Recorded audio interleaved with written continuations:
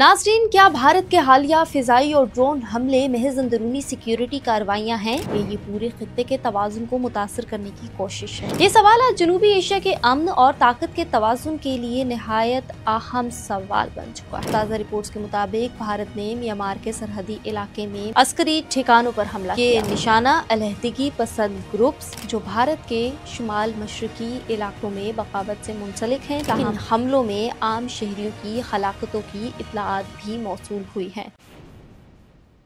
नाज़रीन, ये पहला मौका नहीं कि भारत ने अपनी सरहद से बाहर कार्रवाई की हो।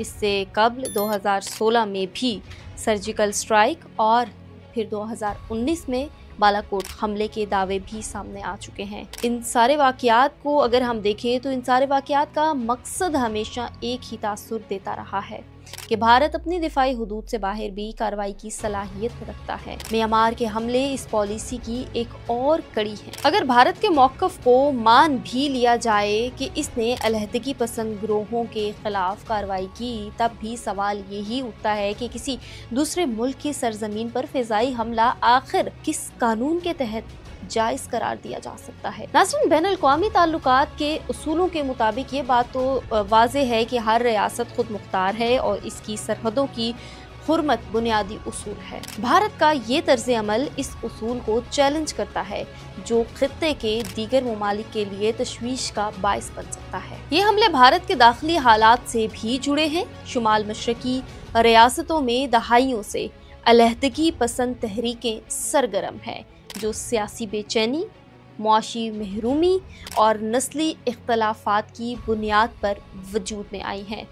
इन इलाकों में म्यांमार की सरहदी जंगलात अलहदगी पसंद गिरोहों के लिए एक महफूज पनाहगाह समझे जाते हैं। यही वजह है कि भारत अब उन ठिकानों को बराह रास्त निशाना बनाने की पॉलिसी पर अमल पैरा हो रहा है। लेकिन ये कदम भारत के लिए तस्वीराती अज़ाइम की भी अक्कासी करता है कि जदीद drone technology, real time intelligence और इसराइली साख्ता निगरानी के निज़ामों के इस्तेमाल ने भारत की अस्करी ताकत में नुमायां इजाफा किया है। म्यांमार पर हमला महज सिक्योरिटी कार्रवाई नहीं, बल्कि अपनी टेक्नोलॉजी की सलाहियत का अमली मुजाहिरा भी है। पाकिस्तान के लिए इस पेशरफ्त से कहीं अहम नुकात उखज़ किए जा सकते हैं। अव्वल, भारत का ये तर्ज़ अमल खित्ते में अस्करी मदाखलत को मामूल बना सकता है। आज म्यांमार, कल कोई और मुल्क।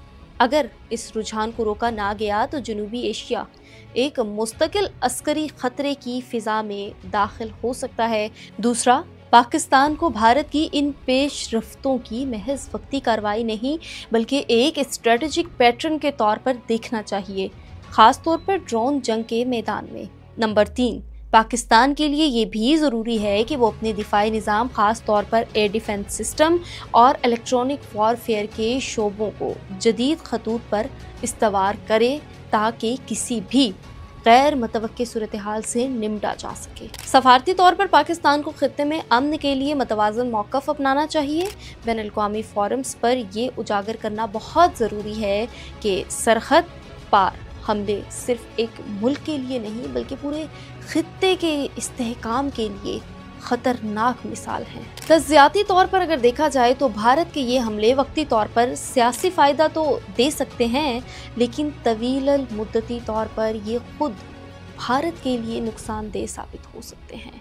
और नाज़रीन, सरहदी तनाज़ात, गैर यकीनी सूरत हाल और बाहमी इत्मीनान के फुक़दान से ना सिर्फ इलाकाई मईशत मुतासर होती है, बल्कि अमन की हर कोशिश कमज़ोर पड़ जाती है। और नाज़रीन, अगर आप ये चाहते हैं कि हम भारत के इन ऑपरेशंस, ड्रोन टेक्नोलॉजी और खित्ते की सिक्योरिटी पर मज़ीद तफसीली तज़्ज़िया करें तो इस वीडियो को अभी लाइक करें, कमेंट सेक्शन में अपनी राय दें, और जो लोग चैनल पर नए हैं उनसे दरख्वास्त है कि अभी हमारे चैनल को सब्सक्राइब कर लें, ताकि इसी तरह की लेटेस्ट अपडेट आप लोगों को बर वक्त मिलती रहे।